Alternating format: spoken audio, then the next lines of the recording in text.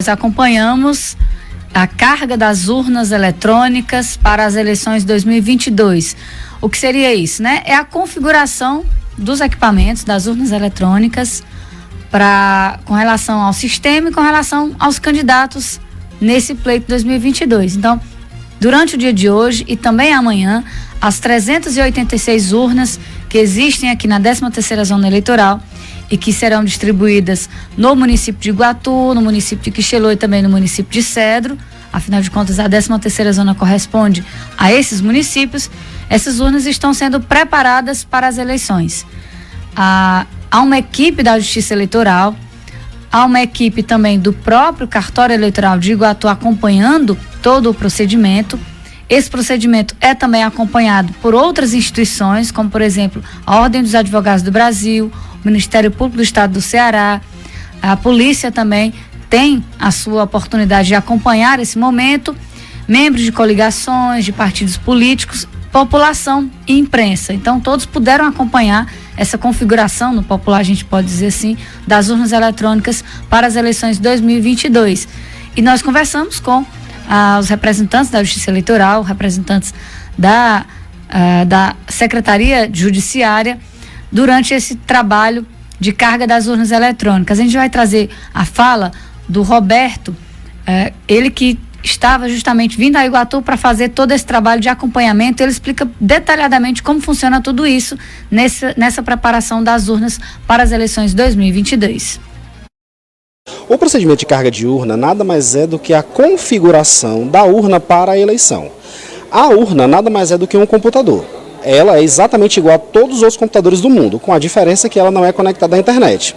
Dito isso, quando chega na cerimônia de carga de urna, nós temos que trazer fisicamente, em mídias preparadas no TRE, em programas oficiais e autenticados pelo TSE, os dados que serão utilizados na urna eletrônica, os dados e os programas também. Então, hoje a gente vai fazer o seguinte, a gente vai dizer que a urna vai para a seção número 1 do município de Iguatu. Só que a seção número 1, ela tem um conjunto de eleitores, 400, 450. Então, eu vou dizer para aquela urna também que aquele conjunto específico de eleitores vai votar nela. E, além disso, eu tenho que dizer para a urna quem são os candidatos. Então, uma parte é dizer os programas, outra parte é dizer os eleitores daquela sessão eleitoral e, por fim, dizer quem são os candidatos aptos a serem votados naquela eleição para aquela sessão eleitoral. Como se trata de uma eleição estadual e federal, todos os candidatos são iguais em todas as urnas, ok? Só vai mudar o conjunto de eleitores, que aí sim é específico para cada sessão eleitoral. Bom, aqui na 13ª Zona o procedimento acontece hoje, terça-feira, também na quarta-feira. Então são 2 dias. É um procedimento rápido, é também seguro. Vocês já fazem isso, obviamente, todos os anos nos pleitos eleitorais. Rápido ele até é, mas esse ano, por questão de segurança, a gente precisou aumentar a quantidade de urnas a serem auditadas e verificadas. Então, o que normalmente levava apenas o dia de hoje, e aí eventualmente alguma pendência para o dia de amanhã, agora a gente vai também usar o dia de amanhã praticamente todo. Porque hoje a nossa meta aqui é concluir as urnas do município de Iguatu. Amanhã pela manhã, Cedro e Quixelô. E quando isso for concluído, a gente vai fazer o que a gente chama de procedimento de auditoria. Basicamente é o seguinte, a gente vai pegar algumas urnas, salvo engano aqui serão algo em torno de 14, e aí nós vamos iniciar uma votação simulada nessa urna com os eleitores reais, para verificar se os candidatos que estão no sistema de candidatura são os mesmos candidatos que estão na urna. O que obviamente vai acontecer, porque acontece assim desde 1996. Inclusive, para quem não sabe, Iguatu foi a primeira cidade do Ceará a ter uma eleição eletrônica, é uma eleição suplementar acontecida no ano de 96. Então, vocês já têm mais experiência do que o restante do estado em votação eletrônica. Então, hoje, basicamente, é carregar Iguatu, amanhã pela manhã, Cedro, Quixelô e a seguir os procedimentos de auditoria. Sobre a segurança, inclusive eu até expliquei para o juiz agora há pouco, a gente traz os envelopes de carga gerados em Fortaleza, lacrados em lacres específicos. E o número desse lacre está disponível no site do TRE e do TSE, obviamente, e vocês também podem conferir em casa, caso queiram. Após o procedimento de carga das urnas e as auditorias, a gente vai publicar uma tabela que se chama tabela de correspondência.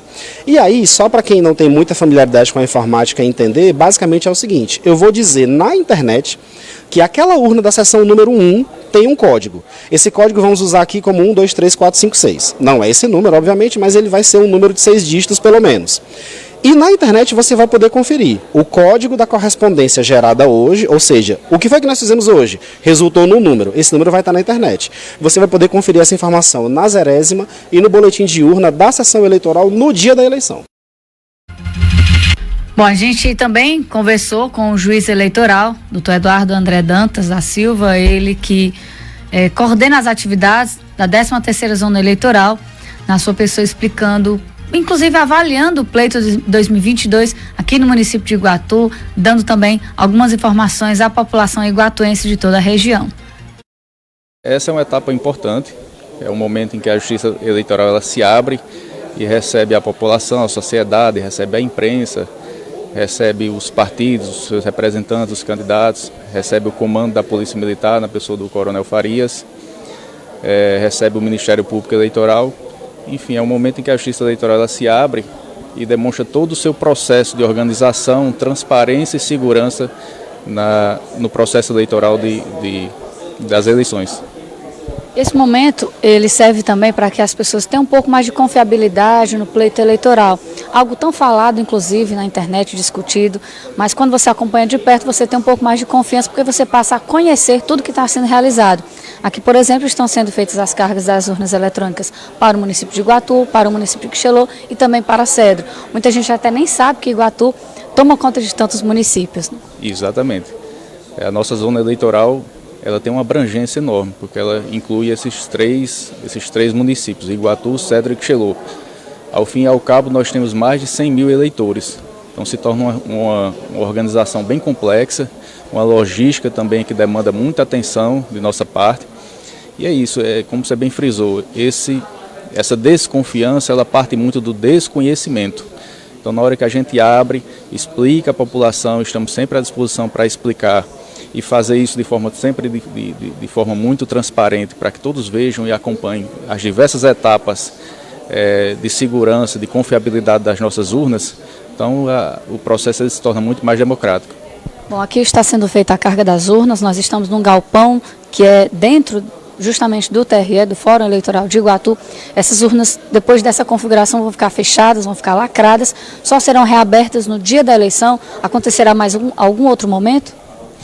Exatamente, a gente faz esse processo, todas as urnas elas são expostas aqui, elas serão carregadas, elas serão lacradas, é isso que a gente está fazendo lá, cada lacre são 9 assinaturas, são 9, cada urna ela recebe 9 lacres, todos eles assinados, esses lacres eles são todos numerados e a urna ela fica pronta à disposição para que seja utilizada no dia do pleito. O dia do pleito eleitoral ele é bem interessante quando se fala na entrega das urnas, né? Há sessões eleitorais de uma longa distância, a zona rural do município de Iguatu é muito grande, a dos outros municípios também, então toda essa logística já está sendo preparada para o ano de 2022? Já, nós seguimos uma expertise que já vem sendo utilizada também nas demais eleições, foi assim na eleição municipal em que nós já tínhamos a presença também, inclusive do município do Cedro, mas de fato, há uma rota bem extensa geograficamente, tanto o município de Iguatu ele possui uma zona rural extensa, assim como também o município de Quixelô. O município de Quixelô ele faz fronteiras com o município de Oroz, com o município de Solonópolis, com Iguatu, então é bem extenso. E nós já temos isso tudo mapeado, nós já temos as pessoas que ficam encarregadas, os veículos, as rotas que cada um segue, isso tudo já é bem planejado e organizado. Qual seria o seu recado quanto juiz eleitoral para a população de Iguatu, para os representantes das coligações, dos partidos políticos, para o pleito 2022? O que é preciso sempre lembrar antes do período da eleição, antes do dia da eleição?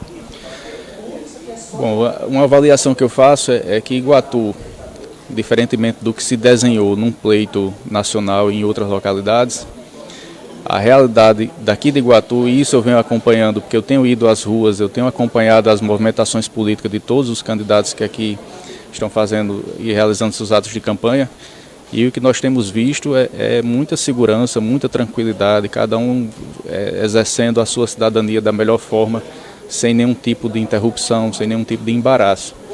Então esse é o recado que eu deixo para a população, para o eleitor iguatuense das nossas demais cidades, é que vão exercer a sua cidadania, vão exercer o seu voto com a certeza de que vai estar tudo preparado, aguardando para que ele possa assim o fazer de forma bem tranquila e segura.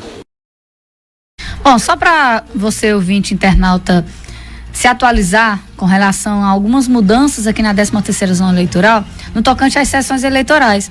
Nós obtivemos informações através dos servidores lá da 13ª Zona que as sessões da Escola Adail Barreto foram transferidas para a Escola Amélia Figueiredo. Então, você que votava no Adail Barreto agora passará a votar, portanto, na Escola Amélia Figueiredo.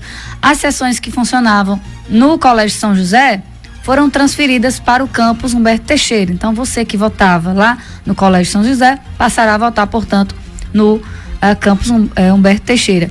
E as sessões que funcionavam no Tipis, que agora o Tipis inteiro passa a ser somente do município de Acopiara, estarão funcionando na comunidade de Morada Nova, que fica pertinho também. Então, quem votava no Tipis passa a votar em Morada Nova. Essa é a distribuição aí das sessões eleitorais, as mudanças. A gente vai estar sempre atualizando você, ouvinte internauta, tudo o que acontece com relação ao pleito eleitoral de 2022.